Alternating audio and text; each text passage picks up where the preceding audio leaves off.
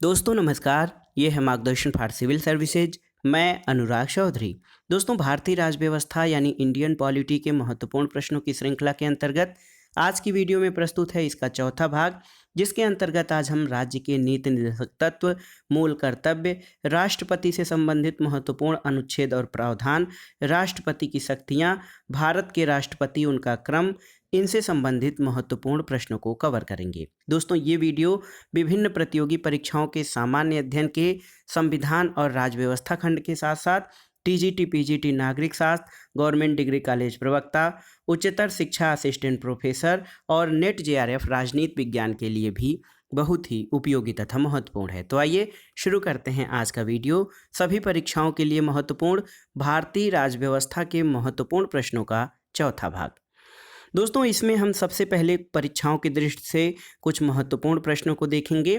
देखिए प्रश्न है दोस्तों कि डॉक्टर भीमराव अंबेडकर ने संविधान की आत्मा किसे कहा है।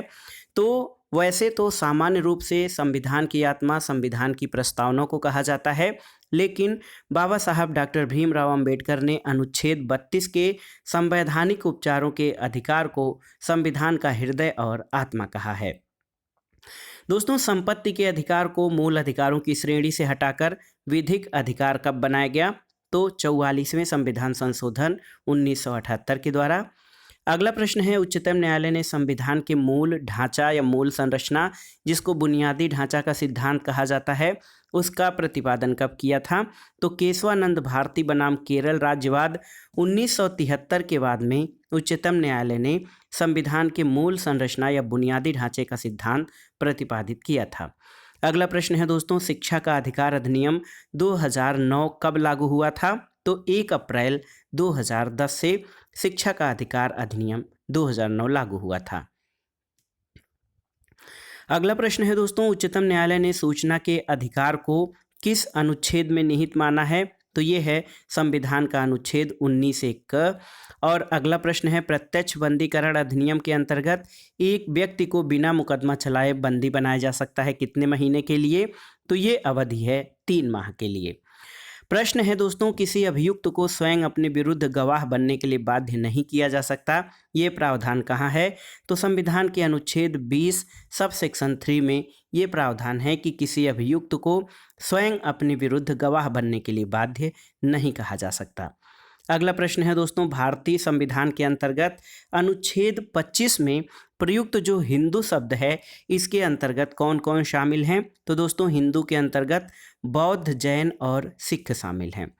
अगला प्रश्न बार बार परीक्षाओं में पूछा गया है, बंधुआ मजदूर उन्मूलन अधिनियम भारतीय संसद ने कब पारित किया है? तो वर्ष 1976 में भारतीय संसद द्वारा बंधुआ मजदूर उन्मूलन अधिनियम पारित किया गया है। अब आइए देखते हैं दोस्तों राज्य के नीति निर्देशक तत्व यानी डायरेक्टिव प्रिंसिपल ऑफ स्टेट के बारे में। दोस्तों मूल अधिकारों की बात करें तो मूल अधिकार जो हैं संविधान के भाग 3 में उल्लिखित हैं और नीति निर्देशक तत्व हमारे संविधान के भाग 4 में उल्लिखित हैं। और मूल अधिकार अमेरिका के संविधान से प्रेरित हैं, जबकि नीति निर्देशक तत्व आयरलैंड के संविधान से प्रेरित हैं। दोस्तों मूल अधिकारों की प्रवृत्ति नकारात्मक होती है और ये वाद योग्य होते हैं, जबकि जो नीति निर्देशक तत्व हैं इनकी प्रकृति सकारात्मक होती है और नीति निर्देशक तत्व गैरवाद योग्य होते हैं। दोस्तों मूल अधिकारों का उद्देश्य राजनीतिक लोकतंत्र की स्थापना करना है और नीति निर्देशक तत्वों का उद्देश्य सामाजिक और आर्थिक लोकतंत्र की स्थापना करना है। दोस्तों मूल अधिकारों को लागू करने के लिए विधान की आवश्यकता नहीं और नीति निर्देशक तत्वों को लागू करने के लिए विधान यानी विधि की आवश्यकता होती है। तो ये था मूल अधिकार और नीति निर्देशक तत्वों में जो सामान्य अंतर किए जाते हैं उनके बारे में। दोस्तों कुछ परीक्षोपयोगी प्रश्नों को देख लेते हैं जो परीक्षाओं की दृष्टि से बहुत ही महत्वपूर्ण है।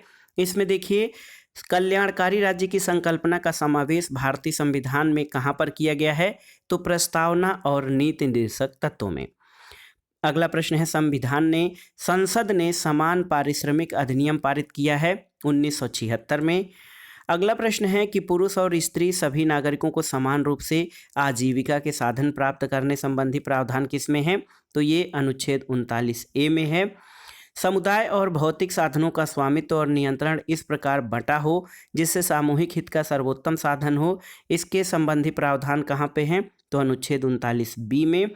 और आर्थिक व्यवस्था इस प्रकार चले जिससे धन और उत्पादन के साधनों का सर्वसाधारण के लिए अहितकारी संकेंद्रण न हो, इसका प्रावधान कहाँ पर है? तो ये अनुच्छेद 39 सी में है। दोस्तों कुछ अन्य प्रश्नों को देख लेते हैं।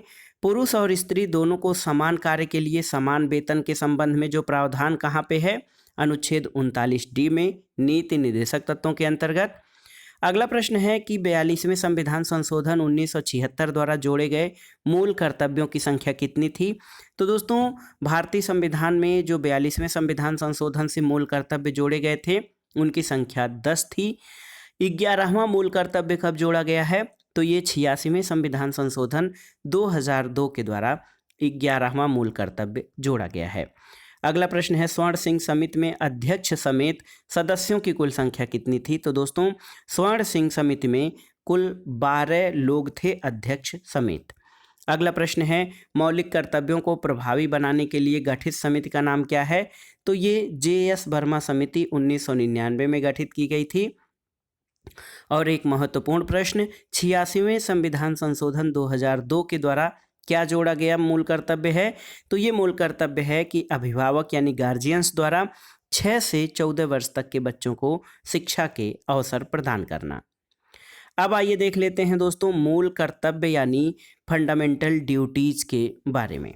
दोस्तों मूल कर्तव्यों का जो समावेश है ये हमारे संविधान के अनुच्छेद 51 क में वर्णित हैं। और अगर जो हम मूल कर्तव्यों को यहाँ पर इस चित्रात्मक रूप में देखें तो मूल कर्तव्य इस प्रकार से हैं। मूल रूप में हम उनको पढ़ लेते हैं कि भारत के प्रत्येक नागरिक का ये कर्तव्य होगा कि वो संविधान का पालन करे, उसके आदर्शों, संस्थाओं, राष्ट्र ध्वज और राष्ट्रगान का आदर करे। दूसरा है कि स्वतंत्रता के लिए हमारे राष्ट्रीय आंदोलन को प्रेरित करने वाले उच्च आदर्शों को हृदय में संजोए रखे और उनका पालन करे। तीसरा मूल कर्तव्य ये है कि भारत की संप्रभुता, एकता और अखंडता की रक्षा करे और उसे अक्षुण्ण रखे। चौथा मूल कर्तव्य है देश की रक्षा करे और आह्वान किए जाने पर राष्ट्र की सेवा करे। पांचवा जो मूल कर्तव्य है भारत के सभी लोगों में समरसता और समान भ्रातृत्व की भावना का निर्माण करे, जो धर्म, भाषा और प्रदेश या वर्ग आधारित सभी भेदभाव से परे हो और ऐसी प्रथाओं का त्याग करे जो स्त्रियों के सम्मान के विरुद्ध हो। छठवां मूल कर्तव्य है हमारी सामाजिक संस्कृति की गौरवशाली परंपरा का महत्व समझे और उसका परिरक्षण करे। इसके अलावा जो सातवां मूल कर्तव्य है प्राकृतिक पर्यावरण की, जिसके अंतर्गत वन, झील, नदी और वन्य जीव हैं उनकी रक्षा करे, उनका संवर्धन करे और प्राणी मात्र के प्रति दया भाव रखे। आठवां मूल कर्तव्य है वैज्ञानिक दृष्टिकोण, मानववाद और ज्ञानार्जन तथा सुधार की भावना का विकास करे। नौवां है सार्वजनिक संपत्ति को सुरक्षित रखे और हिंसा से दूर रखे। 10वां मूल कर्तव्य है कि व्यक्तिगत और सामूहिक गतिविधियों के सभी क्षेत्रों में उत्कर्ष की ओर बढ़ने का सतत प्रयास करे, जिससे राष्ट्र निरंतर बढ़ते हुए प्रगति की उपलब्धि और की नई ऊंचाइयों को छू ले। तो ये तो मूल रूप से 10 मूल कर्तव्यों को शामिल किया गया था, लेकिन संविधान के 86वें संविधान संशोधन द्वारा जो एक अन्य मूल कर्तव्य जोड़ा गया है वो है जो माता पिता या संरक्षक हैं 6 से 14 वर्ष की आयु वाले अपने बच्चों या यथास्थिति अपने पाल्य को शिक्षा के अवसर प्रदान करें। अब आइए देखते हैं दोस्तों राष्ट्रपति के संबंध में जो हमारे संविधान में प्रावधान किए गए हैं उनके बारे में। दोस्तों राष्ट्रपति जो होता है ये देश का प्रथम नागरिक होता है और संविधान में अनुच्छेद 52 से 62 तक राष्ट्रपति के संबंध में प्रावधान है। इसके अलावा मूल कर्तव्यों से संबंधित एक प्रश्न ये बनता है कि मूल कर्तव्यों को हमारे संविधान में कब जोड़ा गया? 42वें संविधान संशोधन 1976 के द्वारा। और संविधान के भाग 4 क में अनुच्छेद 51 क में मूल कर्तव्यों का समावेश है। मूल कर्तव्यों को शामिल करने की अनुशंसा स्वर्ण सिंह कमेटी ने दी थी और ये पूर्व सोवियत संघ वर्तमान रूप के संविधान से लिए गए हैं और वर्तमान में इनकी संख्या 11 है। यहाँ पर आइए देखते हैं दोस्तों राष्ट्रपति से संबंधित जो महत्वपूर्ण अनुच्छेद हैं उनके संबंध में। राष्ट्रपति से संबंधित महत्वपूर्ण अनुच्छेदों के बारे में देख लेते हैं। दोस्तों, अनुच्छेद 52 में कहा गया है कि भारत का एक राष्ट्रपति होगा। अनुच्छेद 53 में ये वर्णन है कि संघ की समस्त कार्यपालिका शक्ति राष्ट्रपति में निहित होगी। अनुच्छेद 54 कहता है कि राष्ट्रपति का निर्वाचन एक निर्वाचक मंडल द्वारा होगा। अनुच्छेद 55 राष्ट्रपति के निर्वाचन की रीति यानी विधि बनाता है। अनुच्छेद 56 में राष्ट्रपति के पदावधि यानी पद ग्रहण करने की तारीख से 5 वर्ष तक का उल्लेख किया गया है। अनुच्छेद 57 राष्ट्रपति के पद के लिए किसी व्यक्ति के पुनः निर्वाचन की पात्रता को इसमें दर्शाया गया है। इसके अलावा दोस्तों, अनुच्छेद 58 जो है ये राष्ट्रपति के निर्वाचित होने के लिए अर्हताएं। अनुच्छेद 59 में राष्ट्रपति के पद की शर्तें। अनुच्छेद 60 में राष्ट्रपति द्वारा शपथ यानी प्रतिज्ञान और अनुच्छेद 61 में राष्ट्रपति पर महाभियोग की प्रक्रिया का वर्णन किया गया है। दोस्तों, अनुच्छेद 62 जो है राष्ट्रपति के पद की रिक्ति को भरने के लिए चुनाव कराने के समय का वर्णन है। तो आपने अनुच्छेद 52 से 62 तक जो राष्ट्रपति के लिए महत्वपूर्ण है उनके बारे में आपने जाना। राष्ट्रपति का निर्वाचन, दोस्तों यहाँ से बार बार प्रश्न पूछे जाते हैं क्योंकि थोड़ा सा कंफ्यूजिंग प्रश्न है यहाँ से। दोस्तों, राष्ट्रपति का निर्वाचन जो है ये आनुपातिक प्रतिनिधित्व प्रणाली के आधार पर एकल संक्रमणीय मत आधारित गुप्त मतदान के द्वारा होता है। तो राष्ट्रपति के निर्वाचन की विधि आपने जान लिया। और राष्ट्रपति के निर्वाचन के लिए जो निर्वाचक मंडल होता है इसमें कौन कौन से लोग शामिल होते हैं? तो दोस्तों, संसद के दोनों सदनों यानी लोकसभा और राज्यसभा के निर्वाचित सदस्य प्लस राज्य और केंद्र शासित प्रदेश दिल्ली, पुडुचेरी और जम्मू कश्मीर विधानसभाओं के निर्वाचित सदस्य। तो संसद के दोनों सदनों के निर्वाचित सदस्य और राज्य विधानसभाओं तथा राज्यों और केंद्र शासित प्रदेशों जैसे दिल्ली, पुडुचेरी और जम्मू कश्मीर के विधानसभा के निर्वाचित सदस्यों से मिलकर जो निर्वाचक मंडल बनता है उससे राष्ट्रपति का निर्वाचन होता है। राष्ट्रपति पद के लिए अर्हताएं या जो एलिजिबिलिटी हैं वो क्या हैं? तो पहला है कि वो भारत का नागरिक है। दूसरा है 35 वर्ष की आयु पूरी कर चुका हो। तीसरा है कि लोकसभा का सदस्य निर्वाचित होने की योग्यता रखता हो। और चौथा है राज्य, केंद्र, स्थानीय सरकार में लाभ के पद पर न हो। दोस्तों, यहाँ पर देखिए राष्ट्रपति के चुनाव में जो नामांकन होता है, नॉमिनेशन, इसमें क्या है दोस्तों, उम्मीदवार के प्रस्तावक और अनुमोदकों की संख्या निर्धारित की गई है। कम से कम 50 निर्वाचक यानी सांसद और विधायक राष्ट्रपति के प्रस्तावक और अनुमोदक होते हैं। राष्ट्रपति के चुनाव में जमानत राशि 15,000 रुपये रखी गई है और कुल डाले गए मतों के 1/6 भाग से कम मत प्राप्त करने पर जमानत राशि जब्त हो जाती है। अब आइए देखते हैं राष्ट्रपति के पद की रिक्तता।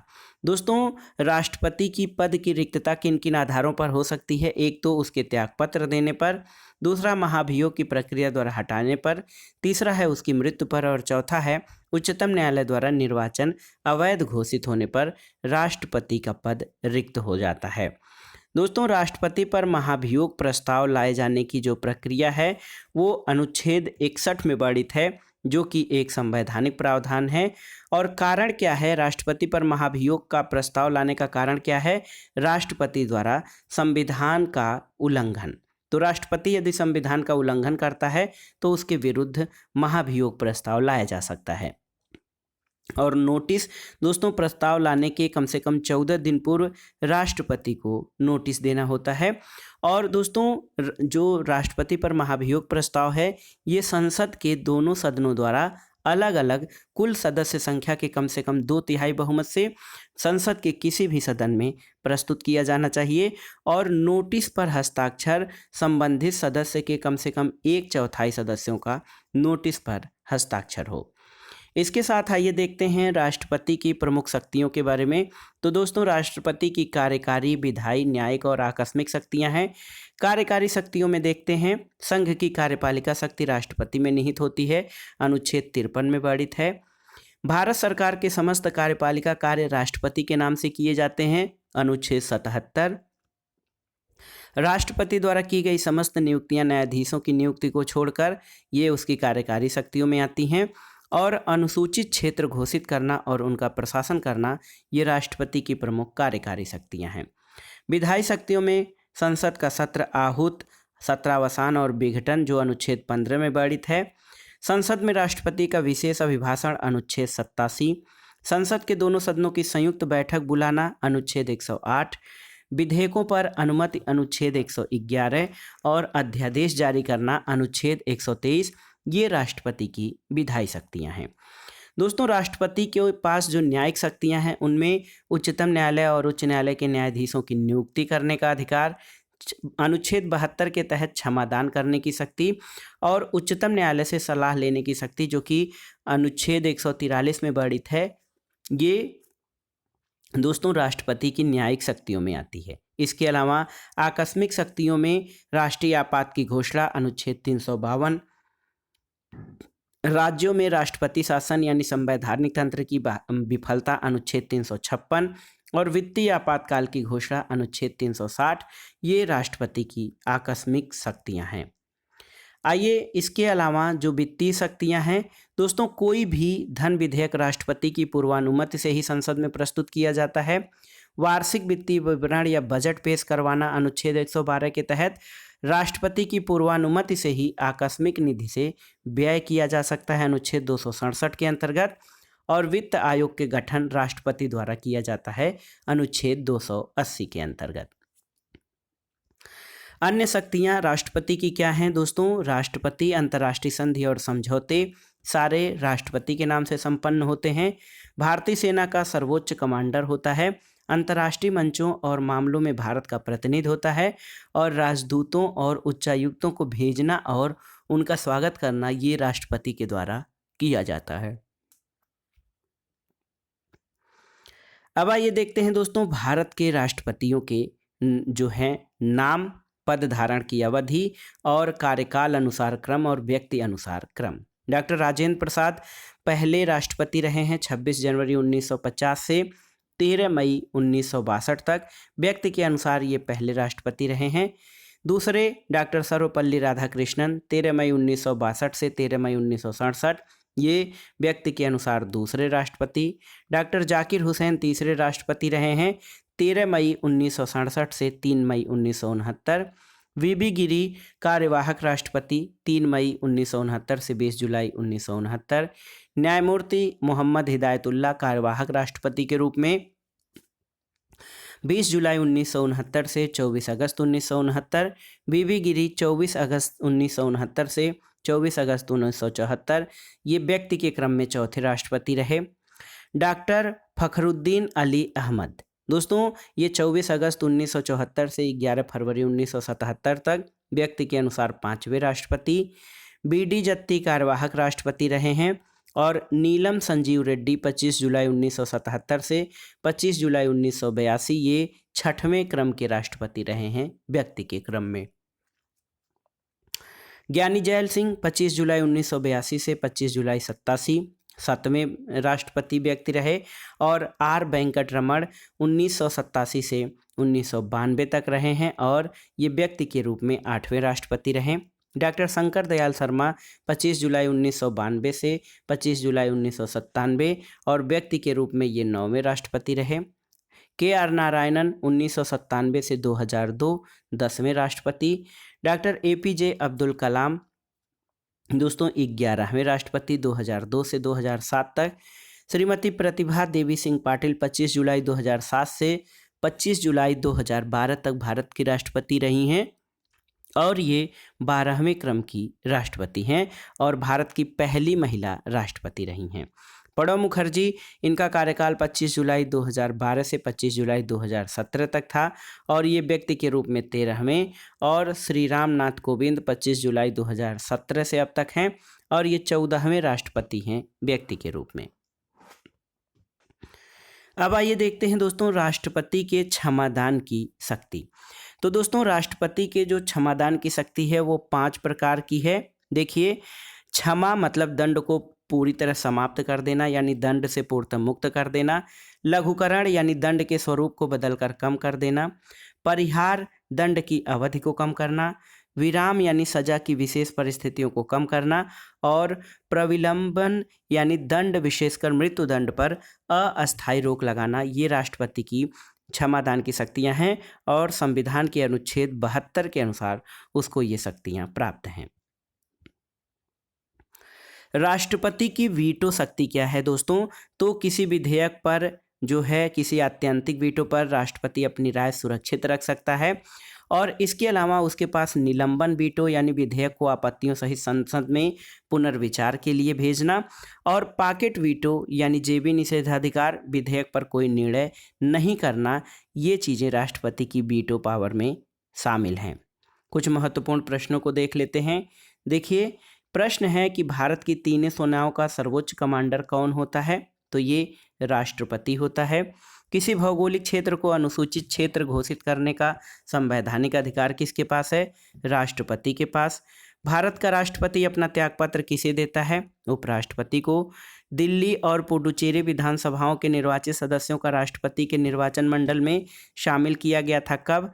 17वें या 70वें संविधान संशोधन 1992 द्वारा। राष्ट्रपति का पद रिक्त होने पर अधिकतम कितने समय के भीतर भर लिया जाना चाहिए? तो 6 माह के भीतर। और अगला है दोस्तों, राष्ट्रपति का पद रिक्त होने पर भरा जाना चाहिए पद रिक्ति से 6 माह के भीतर। दोस्तों, ये इसलिए होता है कि राज अंतराल न होने पाए और किसी न किसी व्यक्ति को उपराष्ट्रपति या उसके अनुपस्थिति में मुख्य न्यायाधीश को कार्यवाहक राष्ट्रपति के रूप में कार्य करना होता है ताकि जल्दी से जल्दी चुनाव कराया जा सके और राष्ट्रपति का पद खाली होने से बचा रहे। अगला प्रश्न है, राष्ट्रपति की मृत्यु, त्यागपत्र या पद से हटाए जाने के कारण रिक्त पद पर कार्यभार संभालेगा उपराष्ट्रपति। यदि उपराष्ट्रपति न हो तो भारत का मुख्य न्यायाधीश। अब आइए देखते हैं कुछ परीक्षोपयोगी प्रश्नों को।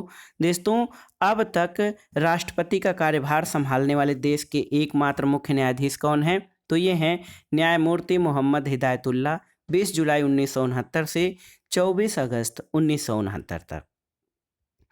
अगला प्रश्न है, लोकसभा में धन विधेयक प्रस्तुत किया जाता है तो ये राष्ट्रपति की पूर्वानुमति से। राष्ट्रपति को प्रधानमंत्री से सूचना प्राप्त करने का अधिकार है तो भारतीय संविधान के अनुच्छेद 78 के तहत राष्ट्रपति को प्रधानमंत्री से सूचना प्राप्त करने का अधिकार है। अगला प्रश्न है, निर्विरोध राष्ट्रपति निर्वाचित होने वाले देश के एकमात्र राष्ट्रपति कौन है? तो ये नीलम संजीव रेड्डी हैं। और अगला प्रश्न है, महाभियोग की कार्रवाई किस प्रकार की श्रेणी में आती है? तो ये एक सेमी जुडिशियल यानी अर्ध न्यायिक प्रक्रिया है। और इस वीडियो का आखिरी प्रश्न है, भारत का कार्यपालिका प्रमुख या कार्यपालिका अध्यक्ष कौन होता है? तो भारत का राष्ट्रपति भारत के कार्यपालिका का प्रधान होता है। तो दोस्तों, ये था आज का वीडियो, भारतीय संविधान एवं राज्य व्यवस्था से संबंधित महत्वपूर्ण प्रश्नों का कलेक्शन जो आपके आगामी परीक्षाओं के लिए बहुत ही उपयोगी हैं। तो वीडियो आपको कैसा लगा हमें कमेंट बॉक्स में ज़रूर बताइएगा। वीडियो को लाइक करें, शेयर करें और इस चैनल मार्गदर्शन फॉर सिविल सर्विसेज को सब्सक्राइब करें। वीडियो देखने के लिए धन्यवाद दोस्तों। नमस्कार।